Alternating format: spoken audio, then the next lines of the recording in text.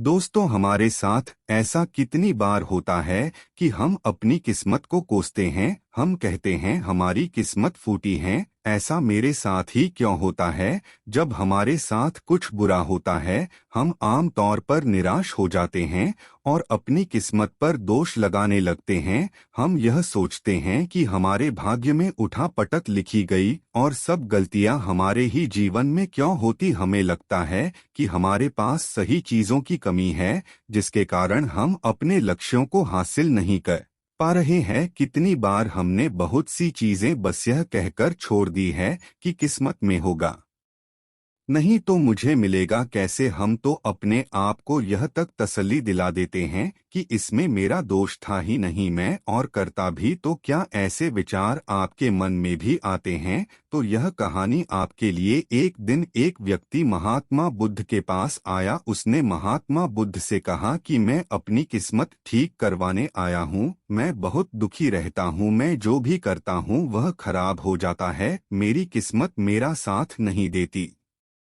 मैंने सुना है कि आप सभी के समस्याओं का समाधान करते हैं। क्या आप मेरी भी फूटी किस्मत को सुधार सकते हो? महात्मा बुद्ध जी ने कुछ पल उसकी आंखों में देखा और उससे पूछा, ये फूटी किस्मत तुम्हें कहाँ दिखी? तुम्हें ऐसा क्यों लगता है कि तुम्हारी किस्मत फूटी हुई हो? उस आदमी ने कहा, मैं जो भी करता हूँ तो वह हो नहीं पाता, तो मेरी किस्मत फूटी हुई है। किसी वक्त मेरे पास सब कुछ था, धन सुख आनंद, फिर मेरे माता पिता गुजर गए। जैसे जैसे करके मैंने अपनी खुद की परवरिश की, मैंने जिससे सच्चे मन से प्रेम किया उस प्रेमिका ने किसी और से विवाह करे। मैंने एक छोटा सा व्यापार शुरू किया, तो जिस मित्र के साथ मैंने वह व्यापार शुरू किया वह मेरा व्यापार ही हड़प रखा। मुझे किसी ने बताया कि आप सारी समस्याओं का हल निकाल देते हो, क्या आप मेरी भी किस्मत ठीक कर सकते हो? महात्मा बुद्ध ने कहा, लाओ तुम्हारी फूटी किस्मत मुझे दे दो, मैं अभी उसकी मरम्मत कर देता हूँ। व्यक्ति ने कहा, मैं किस्मत को कैसे दे सकता हूँ, वह तो दिखाई भी नहीं देती। महात्मा बुद्ध ने पूछा, जब तुम्हें तुम्हारी किस्मत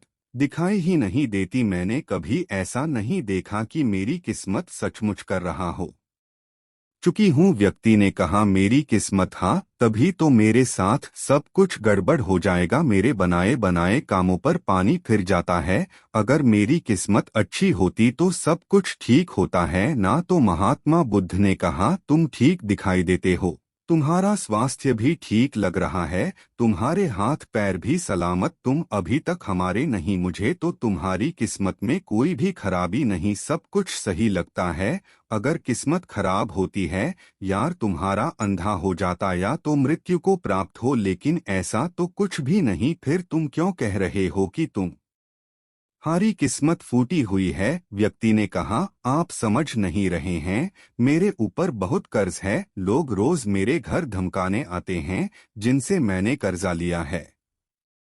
वे मुझे मरने तक की धमकी देते हैं।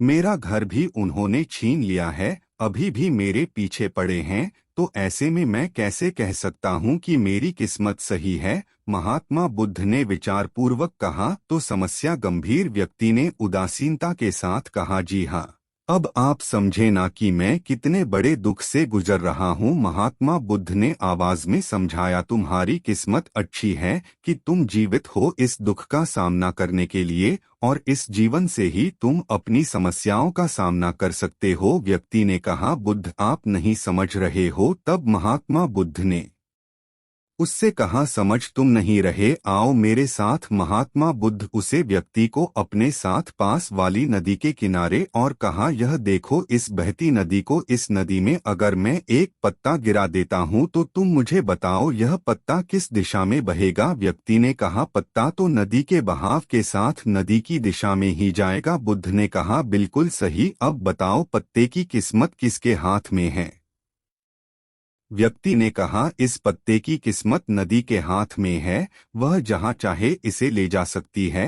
तो महात्मा बुद्ध ने कहा, लेकिन पत्ते तो मेरे हाथ में हैं, मैं चाहूँ तो इसे नदी में डाल सकता हूँ, चाहूँ तो मैं। व्यक्ति ने कहा, तो फिर इसकी किस्मत आपके हाथों में है, आप जहाँ चाहें इसे डाल सकते हैं। महात्मा बुद्ध ने कहा, लेकिन इस पत्ते की किस्मत मेरे हाथ में नहीं है, मैं जितना भी चाहूं इस पत्ते को सूखने से नहीं रोक सकता, ये सूख ही जाएगा और मर जाएगा। जब तक ये पेड़ पर था ये हरा था, इसे ऊर्जा मिल रही थी, लेकिन अब ये पेड़ से अलग हो गया है। अब बताओ इस पत्ते की किस्मत अच्छी है या बुरी? व्यक्ति ने कहा, अब तो इसकी किस्मत बुरी है, क्योंकि अभी अपने पेड़ से अलग हो गया है और ज्यादा दिन जीवित भी नहीं रह पाएगा, धीरे धीरे सूख जाएगा। महात्मा बुद्ध ने कहा, अभी ये हमारा नहीं है, अभी भी है, जीवित है, और लाभ यह है कि अभी ये पत्ता बहुत सब कुछ कर सकता है जो वह पेड़ से लगे रहकर नहीं कर सकता। बुद्ध ने वह पत्ता हवा में छोड़ दिया, वह उड़कर दूर जा।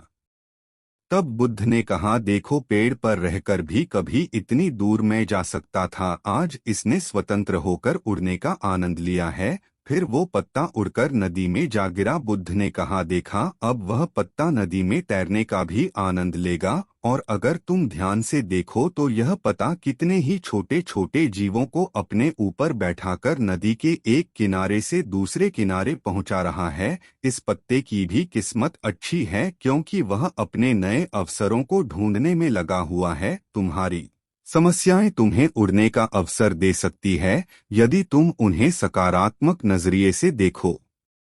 उस आदमी ने वहां खड़े होकर महात्मा बुद्ध के बातों पर विचार किया। धीरे धीरे उसने पूरी कहानी के पीछे छिपे गहरे अर्थ को समझना शुरू किया। वह महात्मा बुद्ध की ओर देखते हुए बोला, आप सही कह रहे हैं, मैंने अपने भाग्य पर ध्यान दे रहे हैं, अपने दृष्टिकोण को सीमित कर दिया था। मैं इतना प्रयास कर रहा था कि समस्याओं और मुश्किलों पर ही फोकस करता रहता, जिसके कारण मैं उनमें मौजूद अवसरों को देखने में असमर्थ था। मुझे अब समझ आ गया है कि मेरी फूटी किस्मत बस एक डर और निराशा से उत्पन्न एक धारणा थी। ये कहानी हमें यह सिखाती है कि हमारी किस्मत हमारे हाथ में होती है, हम खुद अपने जीवन की दिशा निर्धारित करते हैं, हमारी समस्याओं का हल भी हमें ही निकालना होता है।